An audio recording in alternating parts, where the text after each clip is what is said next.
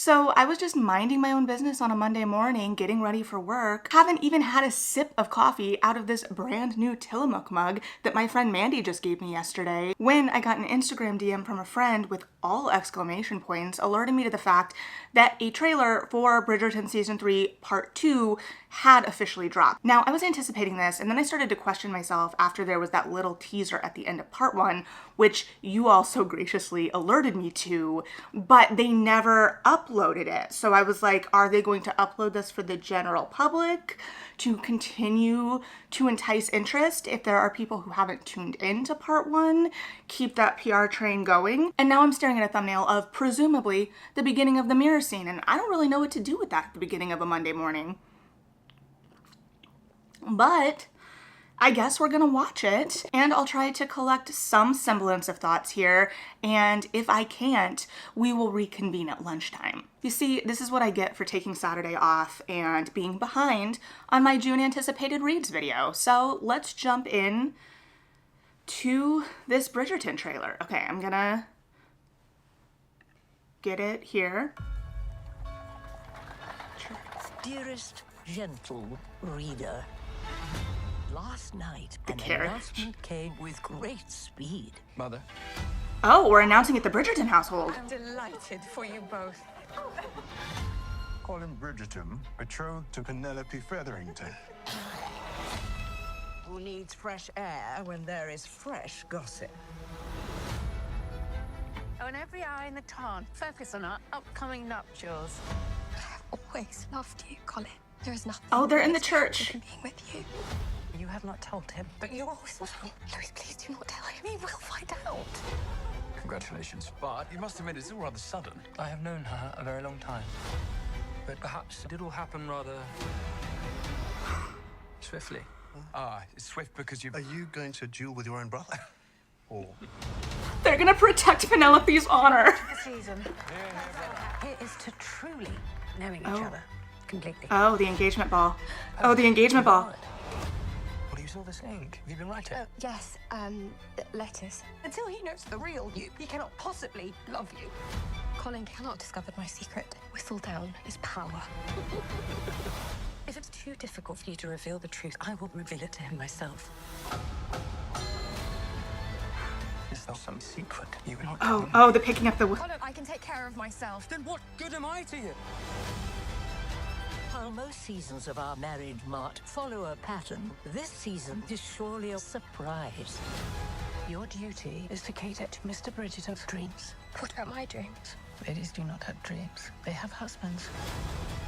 Gossip as I might, this author cannot tolerate a Oh, they've got her in a red lip. They've got her in a red lip. Like, I know that seems silly, but like, have we seen a red lip in Bridgerton? And I know we've had a lot more makeup this season. Okay, there's a lot here. I was anticipating this not being too revelatory in that we got the teaser at the end of Part 1, but this is a trailer. Okay, so okay, first of all, I know that there have been some spoilers kind of circulating online. I've tried to avoid them, as I historically have been trying to avoid spoilers. So I just want to say that let's try and keep the comment section as much of a spoiler-free zone as possible, though of course you are welcome to speculate.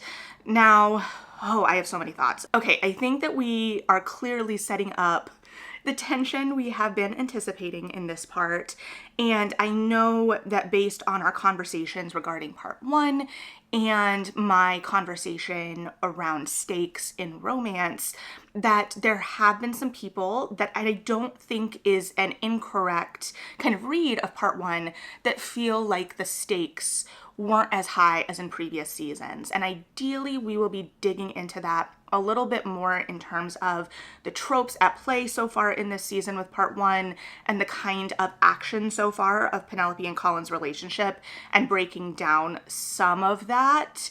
Let me know if you are interested, because that will be kind of an endeavor. Anyway, so here I'm just going to start it again for myself so I have some like visual. I will say this like CGI of London is a visual at the beginning of this trailer. We love the visual reference to the carriage immediately again, because that is what people are talking about. I love the kind of off-kilter camera shots as they're coming into the Bridgerton household.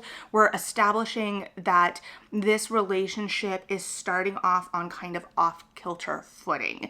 And I think that that is one of the most important things to remember, and is established in this trailer, is that we did have a really emotional moment in the carriage, but I think it is important to remember that that was not the love declaration. It was a start to the relationship and a continuation and an escalation of that, but it wasn't the love declaration because Polin doesn't know Penelope fully yet.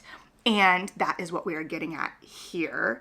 I love the line that Polin, I don't remember the line verbatim, but this intimation that who is he if he is not Penelope's rescuer? And this idea of her having power and claiming power. And so we are clearly going to be in kind of interrogating Polin's insecurities through that. And we have seen him historically within Bridgerton, the series, the show already, kind of step in to that role and find identity and purpose in that role. And so his identity crisis in the show is going to be different than his identity crisis in the book. But I think this is clearly establishing a lot of that tension and that conflict that people may have been missing from the first part, because in the first part, we're kind of setting up this idea that there is feeling there is familiarity. The conversation with the Bridgerton brothers and Polin saying, I've known her forever. I clearly am not repeating that verbatim, but kind of moving outside of this, what we think we know and who this person is in our head, and kind of breaking that down as we've discussed in order to get to a happily ever after, because you have to see the person fully for a happily ever after. I feel like my emotions are kind of all over the place because I didn't fully know what to do with that trailer as it was happening, because I feel like there was so much more emotional weight in that than the first part trailer. This feels like the book to me. This feels like what the carriage scene in the book was for me. And I just have so many thoughts whirring around in here. In terms of the Bridgerton brothers table scene, I'm excited about that. I love a Bridgerton brothers scene where they all kind of collectively decide that they have emotional intelligence for whoever is the romantic lead of that moment, when they are so clueless within their own romantic journeys, which honestly, aren't we all? Back to the red lip for a second, because I think it's going to be notable because we also saw Cressida in red in this trailer. So what are they doing with that color in this second part? Is red a representation of power for these women in this part? I love this scene of everyone kind of getting the gossip through Whistledown, especially because we know that is Penelope, and it seems like she was writing from the carriage, which implies to me that maybe we will see her go to a church, or at least in the book, Polin catches her as Whistledown because he follows her and catches her in the act, essentially. And maybe we will get that even with Eloise kind of putting pressure on. I'm going to be very interested in how that reveal happens, because it is going to drive that emotional journey pretty significantly. If Polin finds out on his own, it's much different than if someone else tells him. And there's also more room for that emotional breadth. And we do see some hints of that Colin Bridgerton anger here. Oh my gosh, these shots of them together are just so good. They're so good. I can't keep a straight train of thought. I'm so sorry, friends. Also, Penelope looks great in these outfits that we're seeing here. The visuals so far here, like with the clock, which may be an Easter egg in more than one way. That may be a reference to Colin and Penelope's relationship, but it may also be telling us where we're going next. I am wondering. I don't think I've even fully processed all of those glimpses of the mirror scene. I don't know what to do with that, especially because based on how this seems to be placed, this may be utilized differently than I was speculating, in that I thought that that would happen after the revelation, because in the book that is the case, and I thought it was a great narrative moment to truly see another person. But based on the structure I'm seeing in this trailer, I'm wondering if maybe this comes earlier. I don't think that necessarily robs it of its power, but it's definitely going to shift things.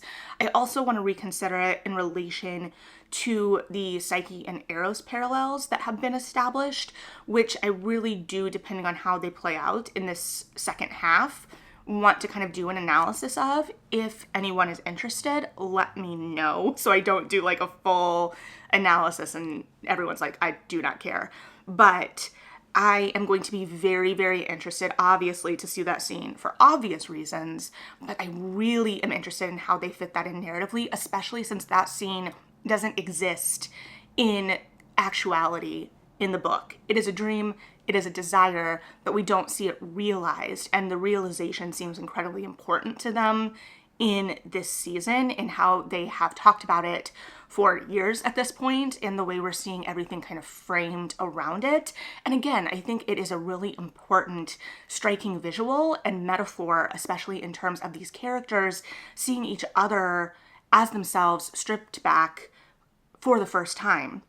But if we position it differently in the season, it takes on a different interpretation. So that sentence didn't fully make sense, but again, my brain is barely working right now because so many thoughts are swirling around. I stopped on the still of Penelope's face while hugging Violet Bridgerton. Let me just double check it's Violet.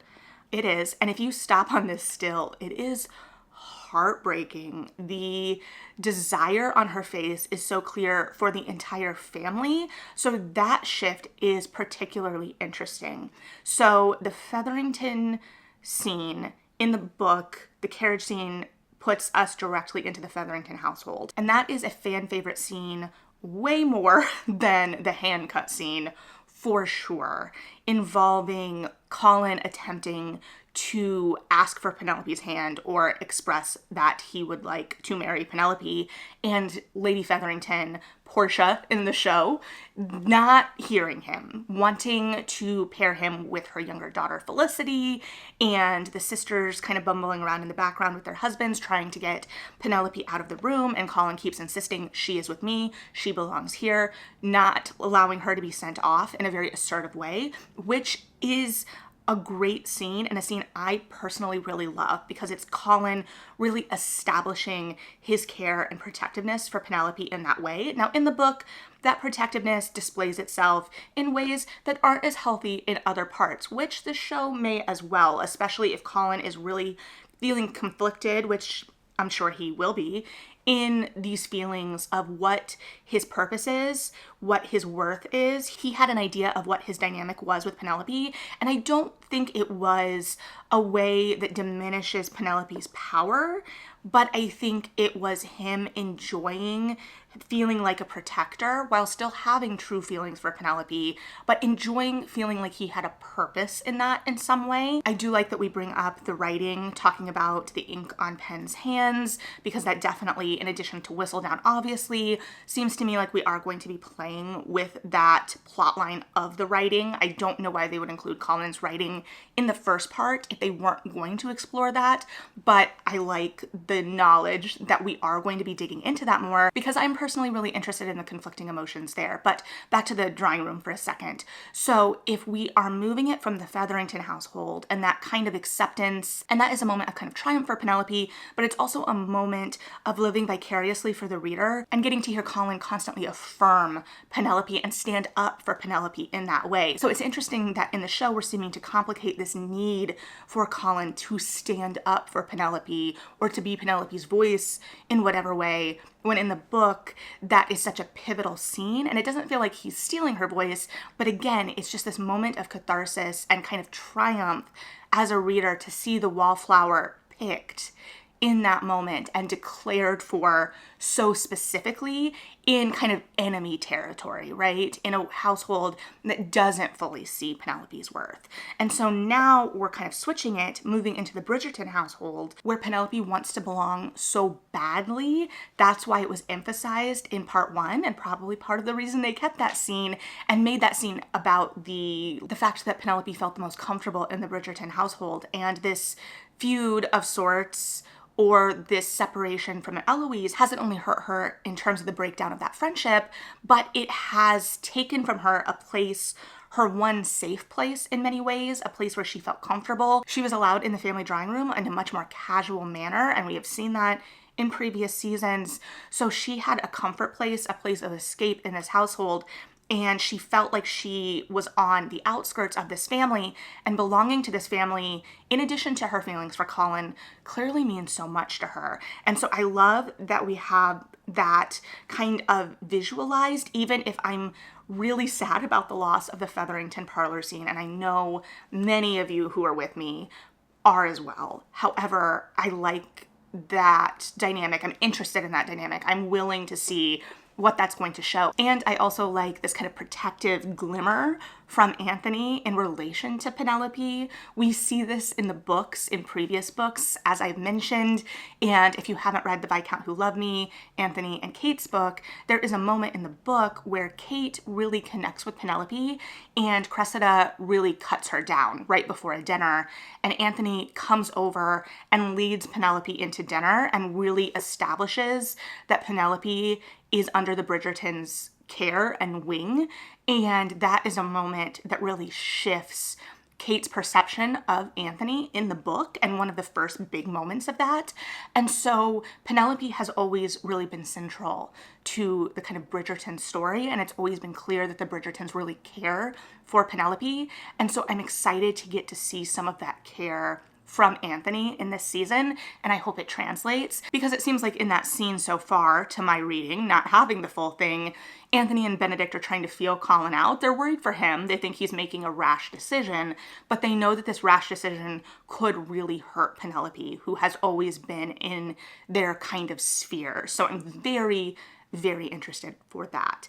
But I'm going to have to circle back at lunchtime. Hopefully I will have collected some more thoughts by then, but we will continue to ponder. I will see you in a second. Okay, it is lunchtime and I have returned with more thoughts. I cannot promise they are more collected, but they are thoughts nonetheless. First of all, I managed to jot down actual lines from the trailer, of which there were many that we should at least touch upon. First, circling back to the Anthony Benedict Colin scene being, are you going to duel your own brother? Again, enforcing a lot of the sentiments I talked about earlier. I also think it's interesting because there's parallelism then with season 1.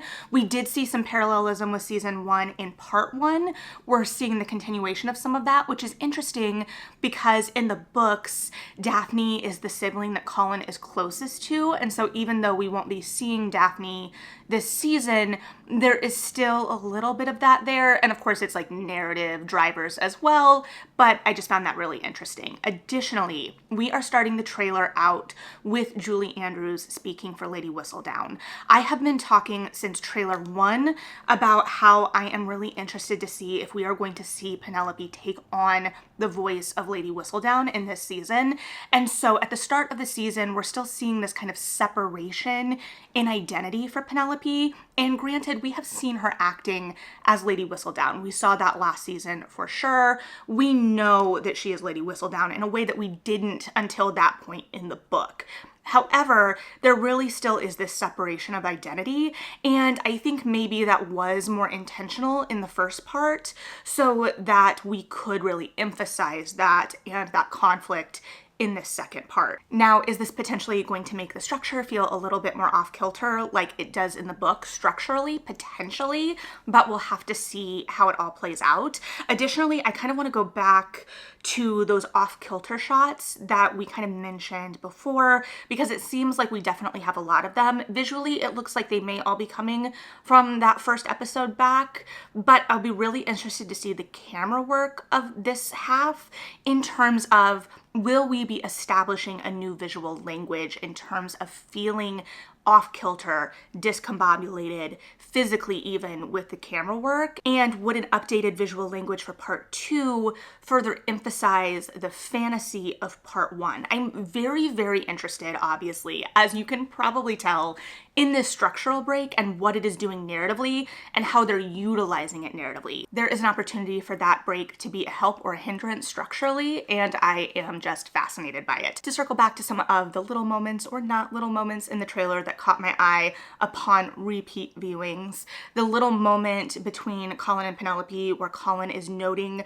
the ink on her hands and she says, oh yeah, she's writing letters, which is a callback potentially to the book in which Colin suspects Eloise of being Lady Whistledown for the same reason, seeing the ink on her hands and Eloise telling him that she is writing letters. So just a small little moment there that also then ties in to the quote from Eloise that kind of serves as the thesis for the season. And I know we've talked about this before, but Eloise saying, until he knows the real you, he cannot possibly love you. And that's what we've been talking about, right? So that probably seeds something in Penelope. We are obviously going to have higher external stakes this half and also internal stakes. And we will, of course, be able to assess how all of that ties together shortly in a couple weeks after we get the second part. But this also then ties in again to something I think we touched on briefly in the initial kind of thoughts, in that Penelope says Whistledown is power. And we know from the book, and again, I frame everything kind of through the book because that's just the perspective I am bringing to the table as a reader of the books and a fan from my teenage years and being a bookish channel. However, in the book, there is this kind of disconnect between Colin and Penelope in terms of Whistledown. There is some jealousy from Colin as well as that fear of Penelope's safety, which we will touch on here in a second with another quote from the trailer. I think the quotes they selected for this trailer were excellent. Anyway, so the idea of Penelope actually having this power and the independence of that, but also that she has something for herself that she treasures outside of her relationship, which also then ties into Portia's quote of ladies do not have dreams, they have husbands. So there's going to be a lot of tension between that idea of who we are and how that comes into a relationship with us. I am fascinated by these internal struggles that we are setting up in addition to the external struggles. And I'm fascinated that the trailer really seems to be focusing on these internal struggles, which makes sense because this season is much more internal in terms of conflict than external in comparison to other seasons, which I think is also why there is so much buzz and conversation around it, and that it's been somewhat divisive in its reception so far. But also, we don't have the complete narrative yet. So I think I'm going to be very interested to see how it all puzzles together. And I'm very interested in that tension that is indicated by those two particular quotes. And we're getting to see a little bit more of how Portia is going to behave in the second half. It really feels like she is going to clutch on to this engagement and make it kind of a show for the ton and the success of this engagement, which is interesting. And Penelope looking kind of unsettled with that or not wanting to be the center of attention in that way, though that could be because there is going to be scuttlebutt amidst the ton, I am sure, about this engagement. That was clearly set up with the reactions already this season, and knowing where we have been already this season in terms of the gossip, this is going to make people talk, and I do not see this show kind of shying away from the people talking. So that will definitely be interesting, which gets us to the final thing I kind of want to touch on right now. And I know I'm not touching on everything, so if there are things that you want to discuss, please, of course, leave those below in the comments and we can kind of assess what everyone is thinking about the trailer so far. But the interaction between Colin and Penelope that is as close, I think, as we've seen so far to the kind of energy that existed in the dialogue lead up to the book carriage scene, in which Penelope says, Colin, I can take care of myself. And Colin replies with, then what good am I to you? Which, of course, the delivery is better on both parts in the trailer. And I know we touched on this earlier in relation to kind of Colin's insecurities and this speaking to some of Colin's insecurities that we haven't gotten to see fully explored yet in the show that are evident in that internal conflict in the book. But I'm also fascinated to think about this conflict from Penelope's point of view. And I'm not necessarily meaning in terms of how I view the conflict in the books, where I'm basically always firmly on Penelope's side, and it's about getting Colin to recognize the reality of Penelope's circumstances, which we've already seen the beginnings of in the first part of the season. Side note, I keep wanting to call it season 1 instead of part 1, which is obviously wrong. However, I am interested in seeing this exacerbated, obviously, in part 2, seeing them really looking at the other and their insecurities about how they present within society, because Colin clearly has them too. But I think it's a little more balanced in the show so far. In the book, Penelope really clearly, to me at least, always has the moral upper hand, but I'm also very interested in seeing some of those walls come down and her being a little bit more blunt and direct. Like I said, we've seen it kind of seeded in part 1. So to see the kind of realization of that, I think is going to be integral in these two characters really seeing each other stripped down. And so we're looking at Colin trying to place himself outside of being needed, but we're also looking at Penelope having to need someone. And I think that I have potentially not given that as much weight as I should either. This idea, which I think fits especially well within a wallflower construct, of someone getting so used to not relying on anyone else. And I think this is important because Penelope has had people in her life, right? She's had Eloise, but we have seen Eloise really kind of struggle to know how to be a good friend in terms of seeing her friend's point of view, which she is coming into this season.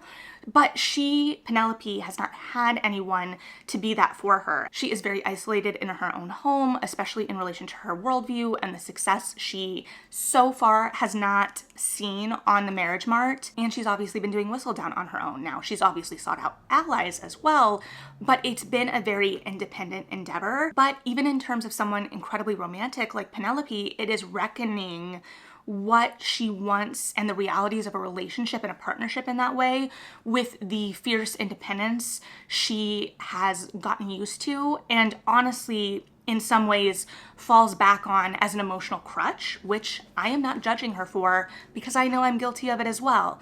However, I think that there is a lot of really interesting emotional tension being set up in part 2, and I'm really interested in the fact that the official trailer for part 2 seems to be setting that up more than the kind of logistical narrative logistics that were set up in the kind of teaser at the end of part 1 on Netflix, wherein we make reference to the bet to uncover Lady Whistledown and all of these other external drivers. We are really then again kind of zoomed in on the internal drivers. So I have more thoughts, but I don't need to keep you for another hour based on a 2-minute video. So let me know what you're thinking below, and potentially we can dive into more of this as we go. I know I didn't talk about the hints of the mirror scene probably nearly enough, but I mean, we'll get to that when we get to that. It looks incredibly promising, and based on the carriage scene, I can only imagine. But all of that is going to be incredibly reliant on the emotion leading into that moment. So, like I said, let me know what you're thinking below. Like and subscribe if you feel like it. Read something good, and yeah, bye.